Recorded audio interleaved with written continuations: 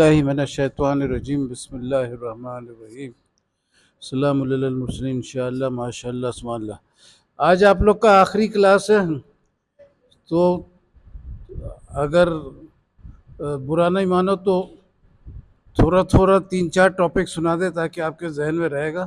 تو ختم نبوت کا یہ جو مرزا غلام قادیانی تھا نا، جھوٹا نبی، اس کا دعویٰ جو تھا نبوت کا بعد میں کیا تھا۔ اس کا جو اوریجنل دعویٰ تھا اور مرتے دم تک رہا تھا، مضبوط دعویٰ، جس کو ثابت کرنے کے لیے بہت سارے کتابیں بھی لکھی ہیں، یہ دعویٰ اس کا امام مہدی کا تھا۔ امام مہدی کا دعویٰ تھا، جو ہم لوگ انتظار کرتے کہ قیامت کے پہلے امام مہدی آئیں گے، اسلام کا تبلیغ کریں گے، اور ان کی دور میں عیسیٰ علیہ السلام آسمان سے واپس آئیں گے اور دونوں مل کے تبلیغ کریں گے۔ اصل دعویٰ یہ تھا۔ اس کو ثابت کرنے کے لیے مسیح ہندوستان لکھا ہے، بہت کچھ لکھا ہے، اور پورا احمدیت کا کہنا ہے کہ اگر عیسیٰ علیہ السلام آسمان پہ زندہ ہیں تو دنیا میں قادیانیت کا موت ہے، اور اگر سری نگر میں عیسیٰ علیہ السلام دفن ہے تو پھر دنیا میں قادیانیت زندہ ہے۔ یعنی عیسیٰ علیہ السلام کو وہ لوگ اپنا چیلنجنگ پوائنٹ کیے تھے۔ اسی پہ مرزا غلام قادیانی نے چیلنج بھی دیا تھا پورے دنیا کو، اور اس چیلنجنگ مضمون تھا اس کا انجام آتم وغیرہ میں لکھا تھا۔ اس میں مبائلہ بھی آفر کیا اسی پوائنٹ پہ، اور اللہ کا شکر ہے کہ میں بھی اس پوائنٹ پہ پھنس گیا تھا۔ اللہ سے دعا کیا، پھر اللہ نے بہت خوبصورت نقطہ دے دیا۔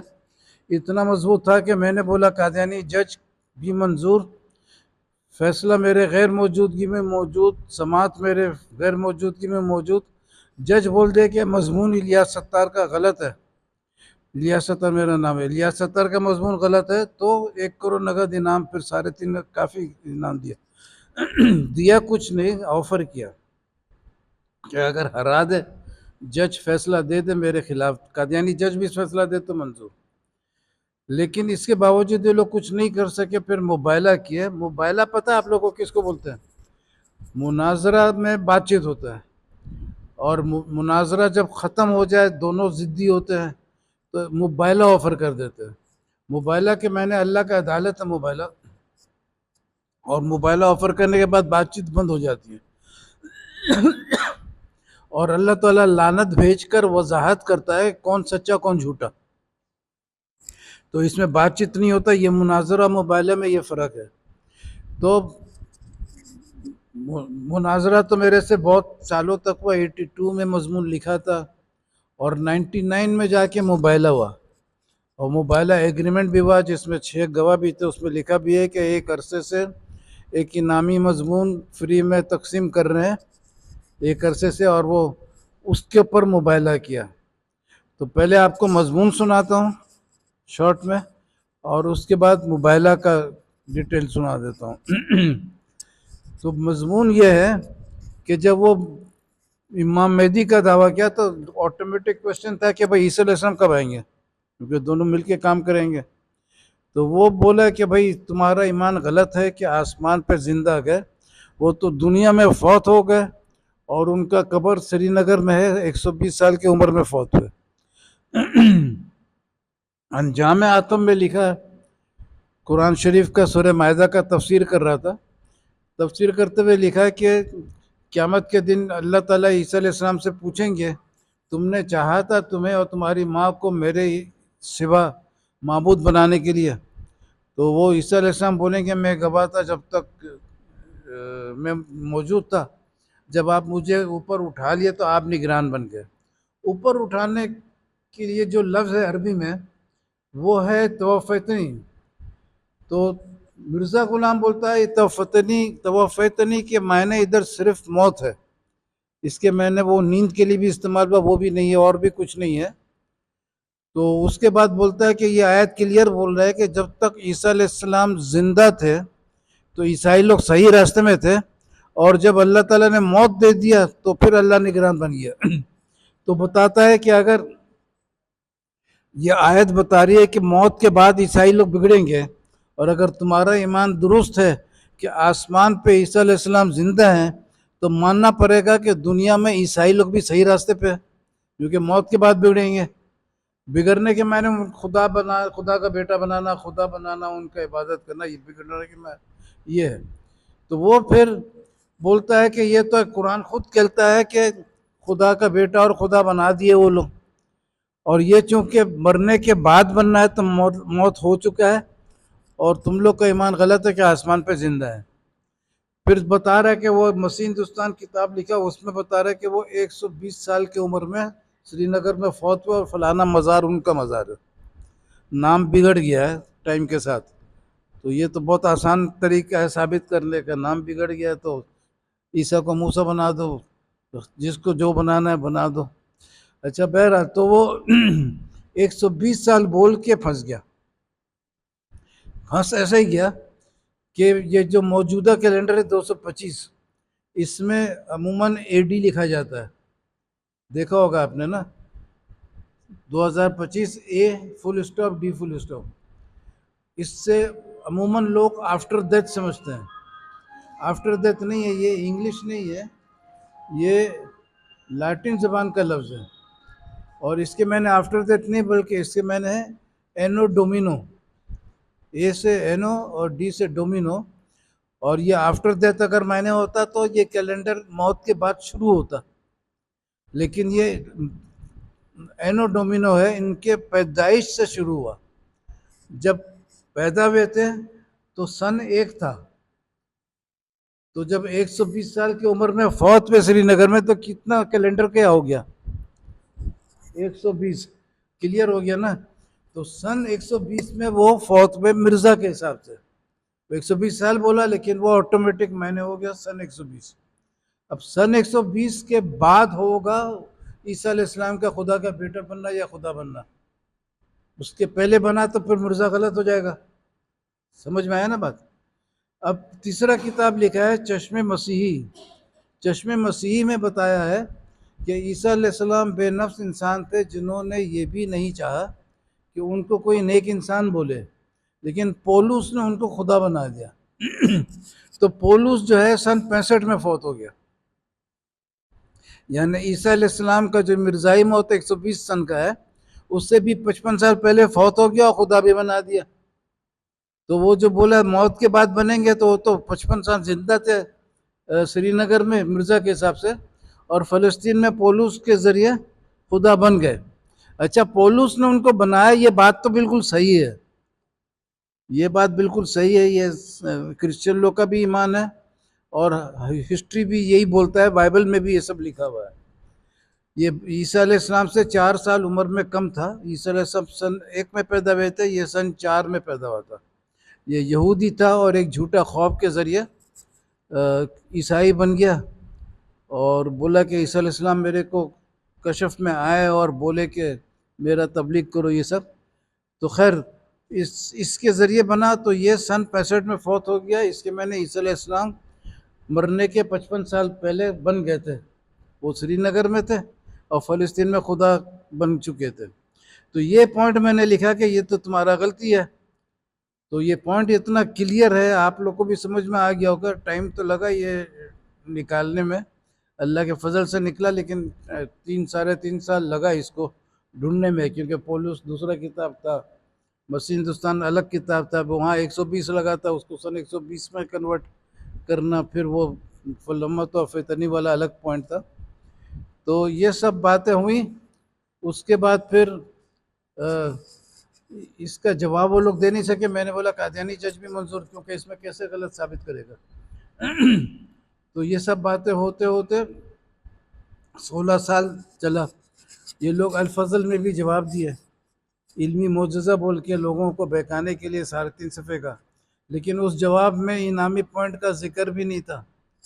تو بس ایسے ہی چڑھتے رہا. تو میں نے 10 لاکھ آفر کیا کہ بھائی یہ مضمون جو تم نے جواب دیا ہے، اس میں کون سا پیراگراف میں انعامی پوائنٹ کا ذکر ہے جس کی وجہ سے سارا چیلنج چل رہا ہے. تو اس کا ذکر تو اس میں ہے بھی نہیں.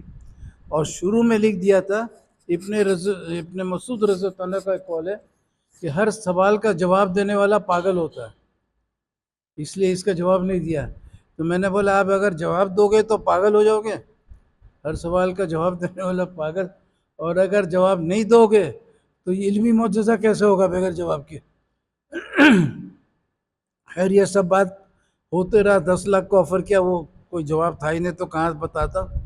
تو پھر میں نے موبائلہ کو آفر کر دیا تھا، موبائلہ میں بھی کوئی آیا نہیں، لیکن یہ لوگ بولے کہ مصیبت پر گیا قادیانی جماعت کو، تو اس کا جو ایک مربی تھا محمد عثمان اور عبد الرحمن، 2 مربی، یہ لوگ ادھر ماڈل کالونی میں لوگوں کو تبلیغ کرتے تھے، تو کچھ مسلمان لڑکے میرے پاس گھر میں آئے، بولے کہ آپ چل کے ان سے ذرا مقابلہ کرو، تو میں چلے گیا، تو ان سے بات ہوا پہلے دفعہ، تو بولے پہلے بتاتا الیاس ستار آ رہا تو تیاری کر کے آتے، پھر اس کے بعد 20 27 میں کا ہوا نیکسٹ، اس روز آ نہیں سکا، ریلیف کرنے کام کرنے چلے گیا، طوفان آیا تھا، تو پھر 3 جون کو فائنلی آیا، 3 جون کو آ کے بولا سوال جواب چھوڑیے، مناظرہ تو بہت ہو گیا، اب موبائلہ کر لے، میں نے فوراً ایگری کر لیا، تو موبائلہ کا ایگریمنٹ بھی ہو گیا جس میں 6 گواہ بھی تھے اور 2 مربی بھی تھے۔ اچھا، موبائلہ کے ایگریمنٹ میں بڑا کلیئر لکھا ہوا ہے کہ پاکستان میں ایڈورٹائز کروں گا کہ موبائلہ ہو گیا، اور انگلینڈ کے میگزین میں وہ لوگ کریں گے ایڈورٹائز، تو انگلینڈ کے میگزین میں وہ لوگ سب سے پہلے کہ 20 اگست 1999 کو خبر چھاپے موبائلہ ہو گیا۔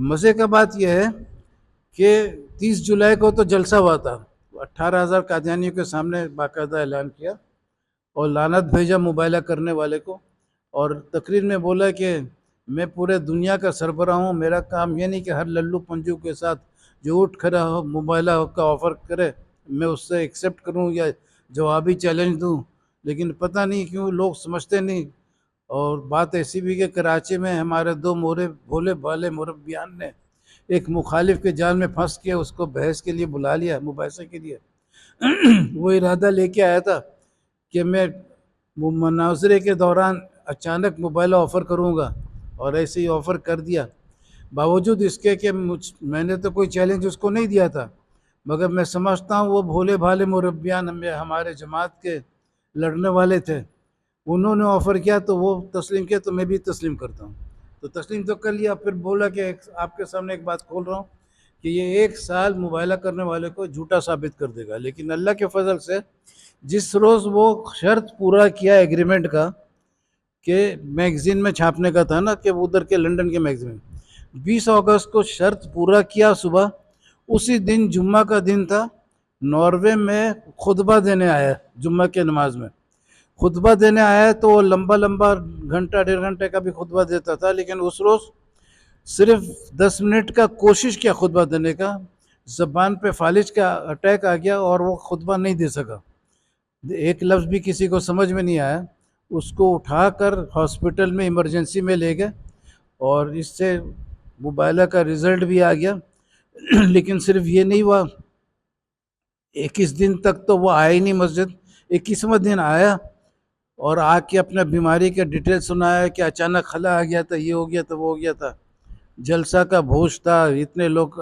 18,000 یا 21,000 کتنا بولا، لوگ فوٹو اتارتے تھے، اپنا دکھ سناتے تھے، یہ وہ کرتے تھے، میں نے بولا یہ 34واں جلسہ تھا، باقی 33 جلسے میں تو ایسا بیماری نہیں آیا کہ اس میں پبلک نہیں آتی تھی، تو خیر یہ سب بکواس کر رہا تھا۔ اس کے بعد یہ دنیا کی تاریخ میں پہلے دفعہ ہوا جب بھی کوئی لیڈر بیمار ہوتا ہے، بیمار ہونے کے ساتھ اس کا اخبار میں آتے رہتا ہے کہ اس کا صحت کے لیے دعا کرو، یہ کرو وہ کرو، اس کا 20 دن تک تو خاموش رہے، جب تھوڑا طبیعت ٹھیک ہو گیا تو مسجد میں آ کے بیماری کا سنایا، اور 22ویں دن سے اخبار میں آپ ہی لانا شروع کیا، صدقہ دو، یہ دو، یعنی ڈرامہ بازی، شروع میں تو دیا نہیں، جب کچھ بہتر ہوا تو دیا، لیکن بہتر بھی کیا ہوا کہ کبھی صحیح ہوتا تھا پھر کبھی بیمار ہوتا تھا، یعنی چلتے رہا۔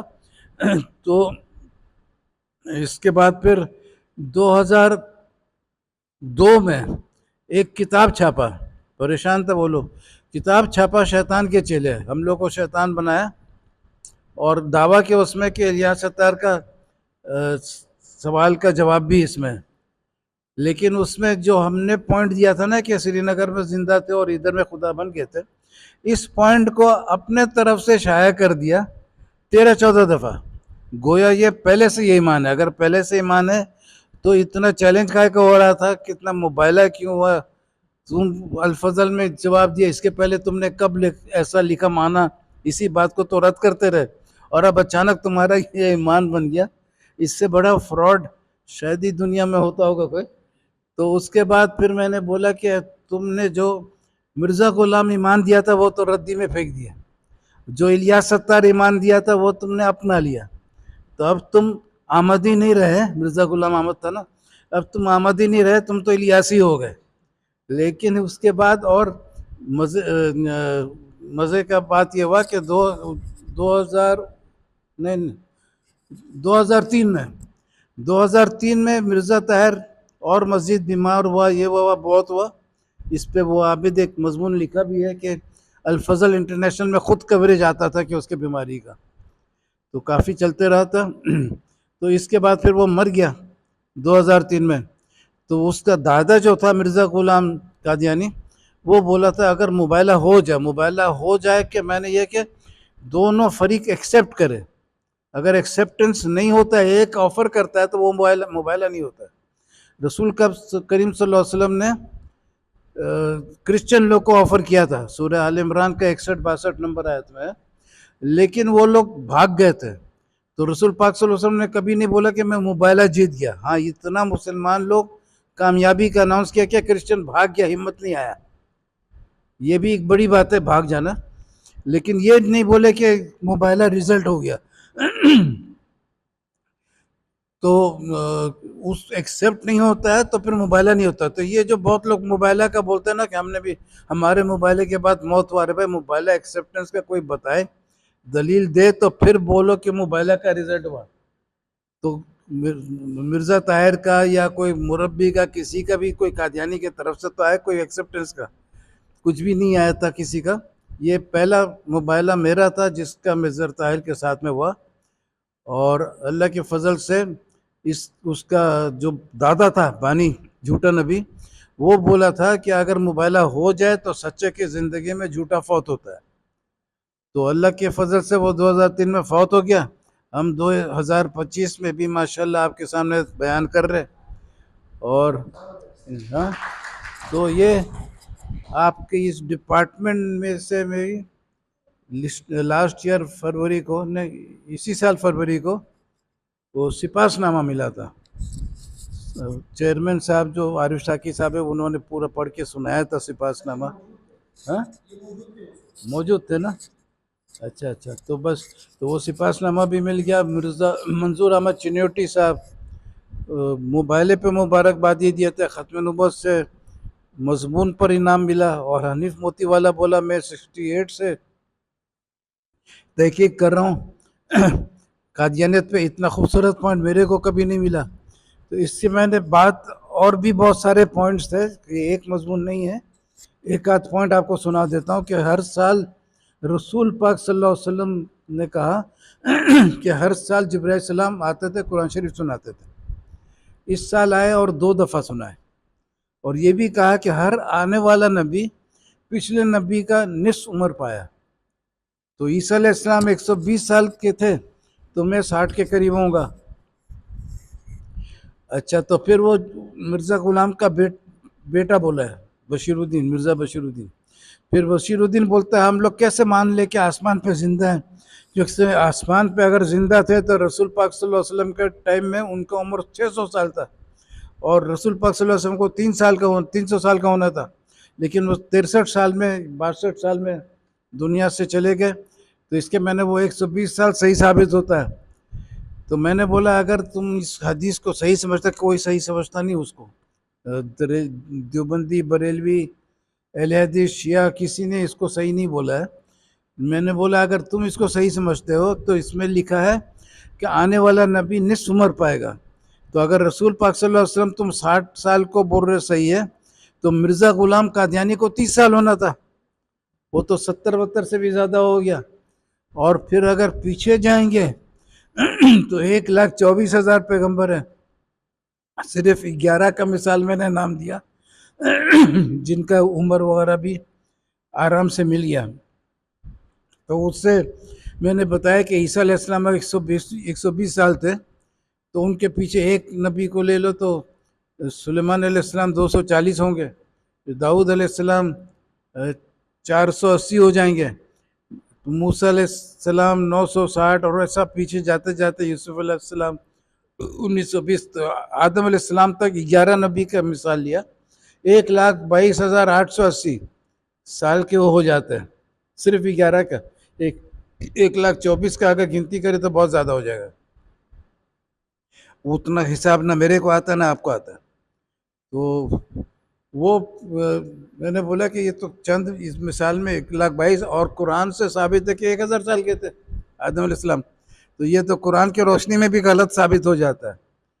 تو اس طریقے سے یہ والا پوائنٹ بھی ہو گیا. پھر ایک اور مزے کا پوائنٹ ہے کہ قرآن شریف میں ہے کہ جب رسول پاک صلی اللہ علیہ وسلم جب موسیٰ علیہ السلام آگے جا رہے تھے، پیچھے سے فرعون آ رہا تھا، وہ ڈوب گیا، تو ایمان لایا، لیکن اللہ نے بولا زندگی گزارا، شرارت کر کے کرپشن کیا، تو اب تمہارے لاش کو محفوظ کریں گے آنے والے نسلوں کے لیے نشانی بنا کر. تو آنے والے نسلوں کے لیے نشانی بنایا اور بولا کہ بہت سے لوگ میرے نشانی سے غفلت میں.